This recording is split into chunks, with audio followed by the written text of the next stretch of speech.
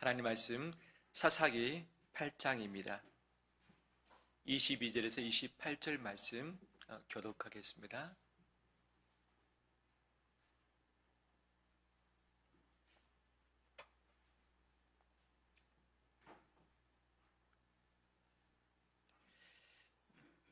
사사기 8장 22절에서 28절 말씀 교독합니다. 그때의 이스라엘 사람들이 기드온에게 이르되 당신이 우리를 미디안의 손에서 구원하셨으니 당신과 당신의 아들과 당신의 손자가 우리를 다스리소서 하는지라.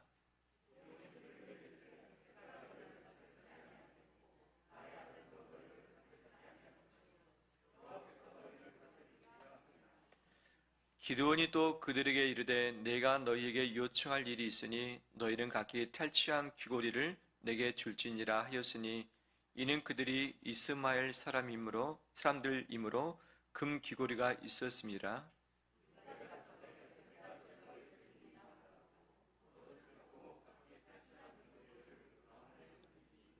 기드온이 요청한 금 귀고리의 무게가 금 1700세겔이요 그 이외에 또 초승달 장식들과 폐물과 미디안 왕들이 입었던 자색 의복과 또 그 위에 그들의 낙타 목에 둘렸던 사슬이 있었더라.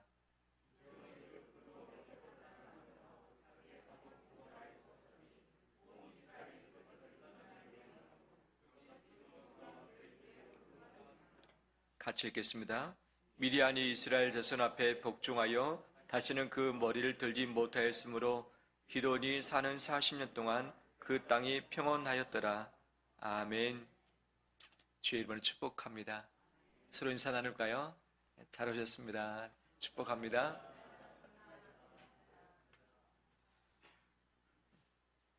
오늘 기드온 마지막 말씀을 함께 나누도록 하겠습니다. 기드온의 출발은 두려움이었습니다. 미디안 때문에 두려워했던 거죠. 그런데 그 두려움의 이유가 미디안 때문이었을까? 우리 심령의 수많은 두려움들이 우리 마음을 흔듭니다.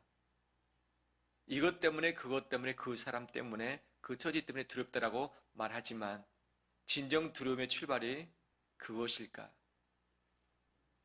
이스라엘의 두려움은 겹겹이 쌓여진 옷처럼 벗겨내면 또 다른 두려움, 그 두려움 옷을 벗겨내면 또 다른 두려움이 그 안에 머물러 있었던 거죠. 하나님은 기드온과 이스라엘 백성 안에 있는 두려움의 옷을 다 벗기시고 나서 이제 하나님의 일을 감당하도록 용기를 주심으로 승리케 하신 것 아니겠습니까? 그런데 왜 두려움의 옷을 겹겹이 입게 되었을까? 미디안 때문이었을까? 네, 살펴보면 이스라엘 백성이 여호와를 제대로 경외하지 않았기 때문에 두려움의 옷을 입었다는 것이죠. 하나님이 창조하시고 다스리시고 그분이 왕 되신다는 것을 알았더라면 미디안 때문에 두려워하지 아니했을 것이고 문제가 발생했을 때 즉각 기도하면서 하나님의 뜻 가운데 행동들을 했었을 것입니다. 그런데 미디안이 쳐 들어왔음에도 불구하고 이스라엘 백성들이 여전히 바알과 아셀 앞에 머리 숙여 기도를 했을 뿐이죠. 자기를 그 상황에서 구원해 내시길 하나님뿐만 아니라 우상 앞에 간구하면서 요청을 했던 거죠. 그들의 두려움의 이유는 여호와를 제대로 경외치 않고 여호와를 믿지 아니함으로 발생하는 자기 자신 안에 있는 믿음 없음에서 출발을 한 것이죠. 아무리 크고 무서운 일이 달려든다 할지라도 내 마음이 흔들리지 않으면 두렵지 않습니다. 사람이 미래가 왜 두렵겠습니까? 그런데 꼭 우리는 눈에 보여지는 그 어떤 대상을 설정해 놓고 눈에 보이지 않는 미래의 불확실성을 마치 곧 일어날 것처럼 상상력을 발동해서 우리 머릿속에 그려놓는다는 거죠.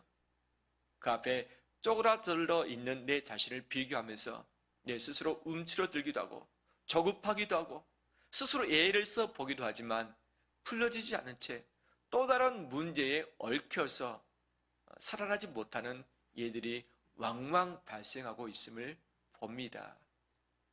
우리 안에 두려움의 많은 요소들이 늘 도사리고 있습니다. 두려움이 없는 사람이 누가 있겠습니까? 하나님은 이 두려움도 우리 가운데 허용하심으로 정말 두려워할 분이 하나님이시라는 것을 가르치는 바로 그런 여정으로 사용을 하시는 것 아니겠습니까? 오늘 본문에 그 두려움의 모든 문제를 풀고서 그 다음에 전쟁을 했고 전쟁에 승리한 이후에 있었던 일에 대해서 이야기를 하고 있는 것이죠. 기드온과 이스라엘 백성들이 승리하고 돌아왔습니다. 온 이스라엘 백성들이 환호하면서 환대를 했던 거죠. 그리고 기드온에게 요청 한 가지를 합니다. 22절 말씀 이런 요청을 하죠. 그때의 이스라엘 사람들이 기드온에게 이르되 당신이 우리를 미디안의 손에서 구원하셨으니 당신과 당신의 아들과 당신의 손자가 우리를 다스리소서 하는지라. 한마디로 뭐냐? 당신이 우리의 왕이 되어주세요 라고 하는 거죠. 당신이 구원을 이뤘으니 우리를 구원했으니 앞으로도 우리를 보호하고 통치해달라. 당신뿐만 아니라 당신 아들 손주까지도 대대로 왕이 됐으면 좋겠다라고 요청하는 거죠. 얼마나 귀한 요청입니까? 7년 동안 미디안의 밑에서 굴욕적인 삶을 살았었던 이스라엘 백성들이 그 미디안을 다 쳐서 이겼으니 얼마나 승리에 도취됐겠습니까? 이 고마움을 인정하고 또 앞길도 기드온에게 맡기길 원했던 거죠. 이에 대한 기드온의 답변은 무엇입니까? 23절입니다. 함께 읽겠습니다. 기드온이 그들에게 이르되 내가 너희를 다스리지 아니하겠고 나의 아들도 너희를 다스리지 아니할 것이요 여호와께서 너희를 다스리시리라 하니라. 아멘. 누가 다스리신다? 여호와가. 나도 아니다. 오직 여호와가 구원하신 것이고 앞으로도 여호와께서 우리를 다스리실 것이다. 나는 왕이 될 이유가 없다라고 하죠. 왜? 왕은 하나님이시니까 하나님으로 충분하다고 하는 이 믿음의 고백을 하고 있습니다. 할렐루야. 이 고백이 우리의 고백되길 원합니다. 하나님이 우리의 왕이십니다. 주인이십니다. 우리를 지금도 다스리고 계십니다. 여러 가지 어려움 가운데 있는 이 시대지만 지금도 하나님의 손 아래 이 모든 것이 통치되고 있는 줄 믿습니다. 하나님의 때에 하나님의 방법으로 하나님의 목적을 성취하시고서 이 모든 일들을 다 정리해 가실 것입니다. 아직 이것이 해결되지 않았던 이유는 하나님의 목적이 남아있다는 것이죠. 하나님께서 우리에게 요청하시는 그 부분이 이루어지길 하나님은 기다리고 계시는 것이죠. 우리 인생에서 하나님이 왕 되심, 주인 되심을 인정하는 길은 몇 가지가 있는데 세 가지의 표징으로 나타납니다. 그 첫 번째가 시간, 두 번째가 재정, 세 번째가 우선순위죠. 정말 하나님의 주인 된 사람은 시간 사용에 있어서 하나님이 최우선입니다. 하나님이 기뻐하실 시간을 가장 먼저 떼어놓습니다.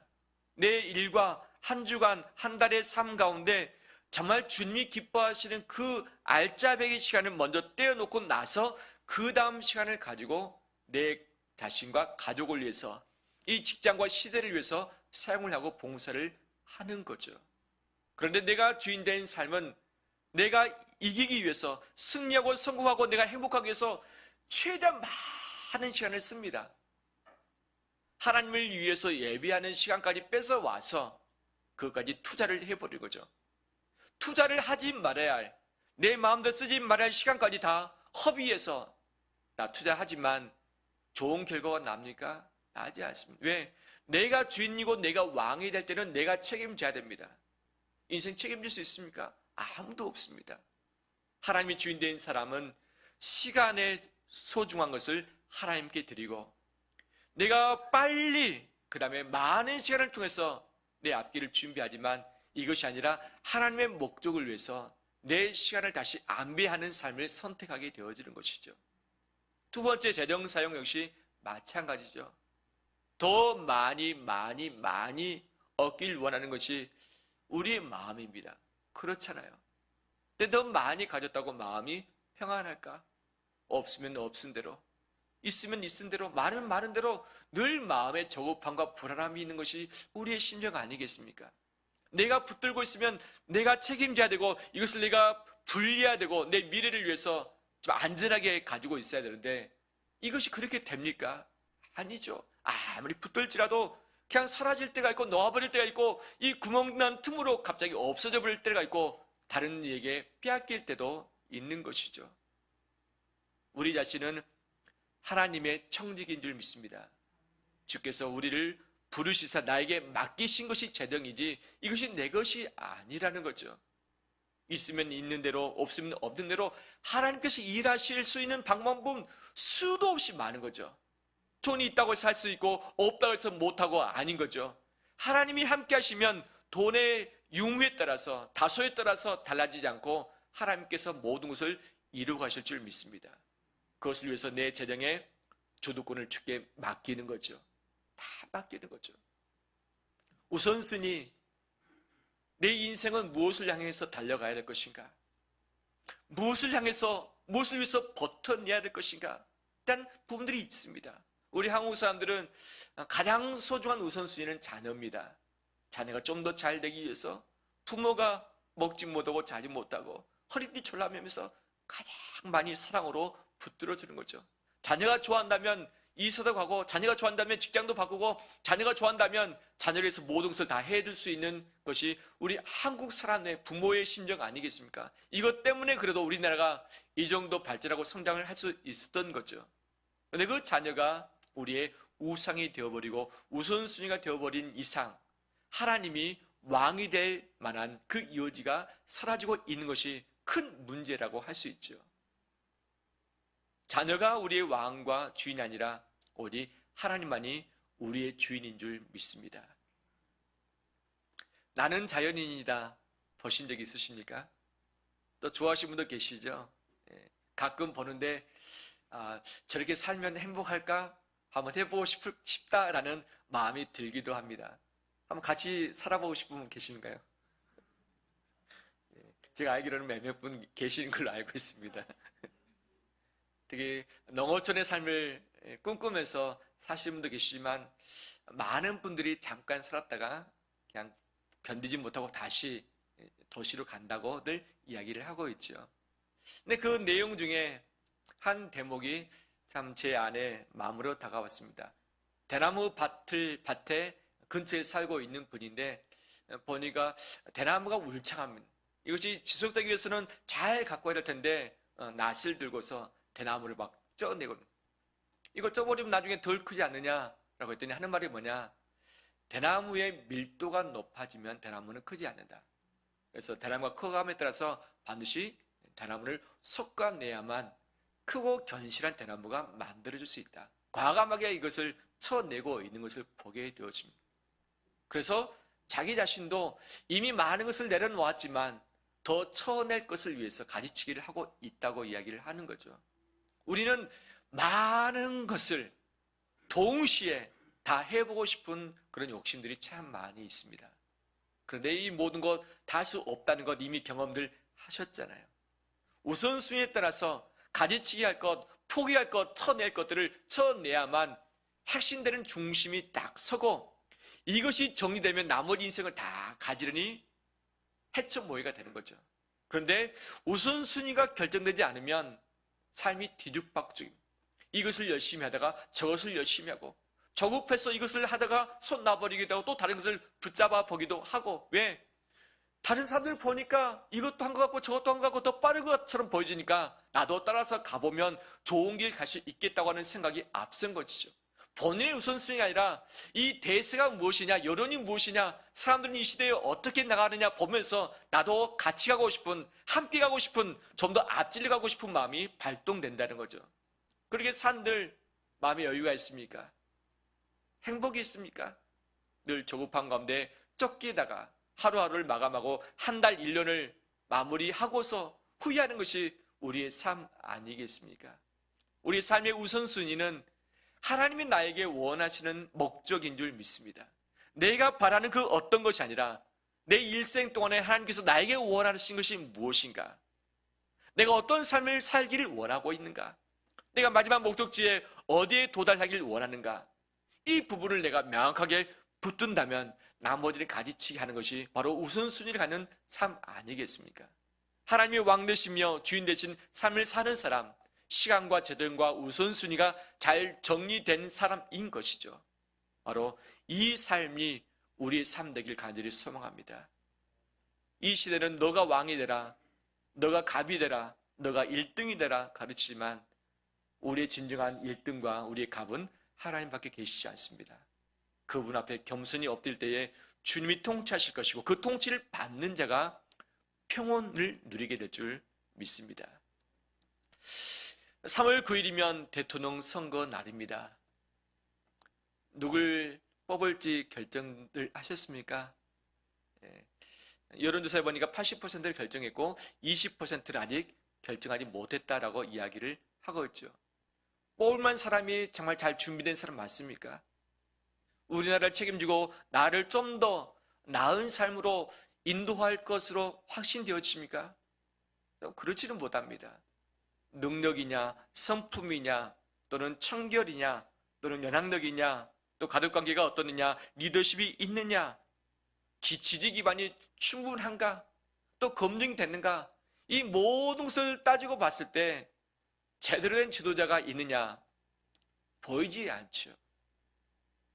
근데 5년이라는 기간 동안에 이 나라가 확 바뀌고 내가 좀 더 확 변화된 좋은 삶을 살 수 있겠는가? 그것은 현실적으로는 불가능하죠. 근데 공약들 언급하고 있는 말을 보면 마치 하나님인 양 모든 것을 다 이뤄낼 수 있고 모든 소원들, 국민들의 소원을 다 들어줄 수 있는 것이 양 말을 하고 있지만 이것은 현실적으로 성취 불가능이죠. 오직 하나님만이 우리의 진정한 왕이시며 주인 되십니다. 그분만이 우리의 인생과 영혼을 책임질 수 있고 이 나라 민족을 책임질 수 있는 분임을 믿습니다. 어떤 분을 뽑아야 될 것인가? 준비된 자가 없다면 꼭 되지 말아야 할 사람들을 하나씩 하나씩 치어내다 보면 마지막 한 사람 남을 것 아니겠습니까? 그를 선택하되 맡기고 신뢰하기보다는 그 사람 놓고서 기도하는 거죠. 하나님이 그의 마음과 생각을 다스리시고 그의 새롭게 꾸려질 참모진과 그 정부를 주님이 은혜를 베푸시사 그 정부가 하나님을 경외하며 정직함으로 국민을 사랑함으로 낮은 자의 자리에서 국민과 함께 소통하면서 나갈 수 있도록 하게 해달라고 기도하는 것이 우리가 할 본분인 줄 믿습니다. 우리의 진정한 대통령은 하나님밖에 계시지 않습니다. 그분께 우리의 앞길을 맡기면서 기도하며 엎드리는 우리 되시길 주의 이름으로 축원합니다. 기도의 승리 이후에 여호와께서 너희를 다스릴 것이라고 하는 믿음의 고백을 했습니다. 너무나도 귀합니다. 그런데 기도원에게 아쉬운 부분이 좀 있었습니다. 끝이 좀 매끄럽지 못했습니다. 어떤 것이 문제였는가? 오늘 본문 말씀 보니까 24절에서 27절까지 이런 내용이 있습니다. 나는 왕이 되지 않겠다. 하나님이 다스릴 것이다. 한데 한 가지 요청이 있다. 너희가 전쟁에서 탈취한 것 있지 않느냐? 좀 가져왔으면 좋겠다. 미디안 사람이 이스마엘 그 계류이기 때문에 귀고리가 있었다. 근데 그 귀고리가 금으로 된 것 같습니다. 그래서 귀고리 좀 다 가져와라. 근데 귀고리뿐만 아니라 처순달 장식, 우상 섬길 때 쓰는 것들이죠. 또 왕은 되지 않겠다고 했는데 왕의 의복들도 챙겨왔죠. 누가 다 받았습니까? 기돈이 다 받았던. 본인은 왕은 안 되겠다고 했는데 왕의 의복이 왜 필요합니까? 이 받았던 그 금 귀고리, 금 1700세겔, 이것을 오늘날의 단위로 환산하면 21kg 또는 31kg라고 이야기를 하고 있습니다. 어떤 것이 맞는지는 정확히 모르겠지만 그래도 막대한 양 아니겠습니까? 금이 21kg 또는 31kg인데 얼마나 많은 금입니까? 이것을 가지고 무엇을 내느냐? 에봇을 만들었습니다. 에봇이 정확하게 어떤 것인가는 알 길이 없습니다. 성경에서 말하고 있지 않기 때문에. 그런데 아마 제사장 옷 위에 덧 있는 옷일 것이다. 그래서 하나님의 뜻을 묻는 데 사용을 했을 것이다. 제사장이 섬길 때 정말 소중하게 입었던 옷이었을 것이다. 그것인데 이 사사기의 의미는 뭐냐면 그 에봇이 하나님을 섬기는 데 사용되어지기보다는 하나님을 대신해서 바라볼 수 있는 어떤 영적인 음란의 대상이 되고 있다는 것이죠. 우리 종교개혁에 있어서 싸웠던 것 중에 하나가 뭐냐면 성상숭배였습니다. 성상숭배.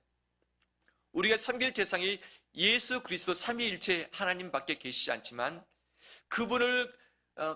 그분에게 갈 수 있는 통로가 되어지는 마리아나 마리아 상을 섬기든지, 예수님의 십자가나 예수님이 누워 계시는 그 상을 만들어 놓고 그 앞에 절하고 그 앞에 엎드려 기도하고 그 손을 만지면서 울면서 자기 소원을 빈다든지, 예수님을 자체를 믿어야 되고 의지해야 될 텐데 예수님의 상징이 되는 어떤 것을 만들어 놓고 바로 그것을 의지하는 것이 성상숭배인 것이죠. 그래서 우리 개신교 합동 측에서는, 합동교단에서는 십자가를 정면에 걸어들지 말자라고 결의까지도 했었죠. 왜? 십자가는 예수님께서 죽으셨던 바로 그 형틀 아니겠습니까? 그래서 예수님이 안 보이니까 십자가를 두고서 예수님을 바라본 것처럼 하자라고 하는데, 혹시나 그 십자가가 바로 예수님을 대신할 수 있는 그런 상이 될 수 있다는 거죠. 그래서 그 요소를 빼자.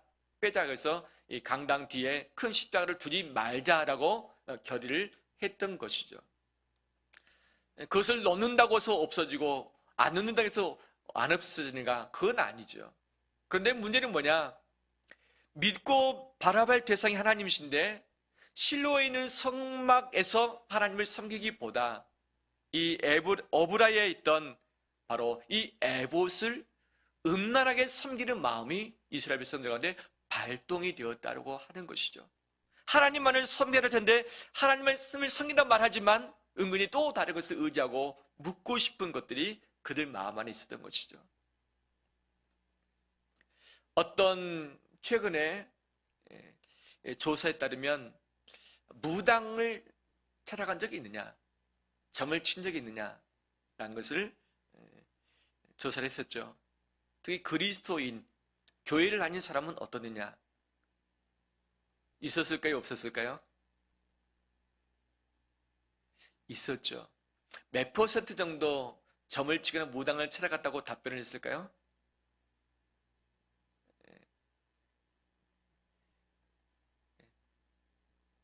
4분의 1이 4분의 1이 그 일을 행했다고 이야기를 하고 있죠.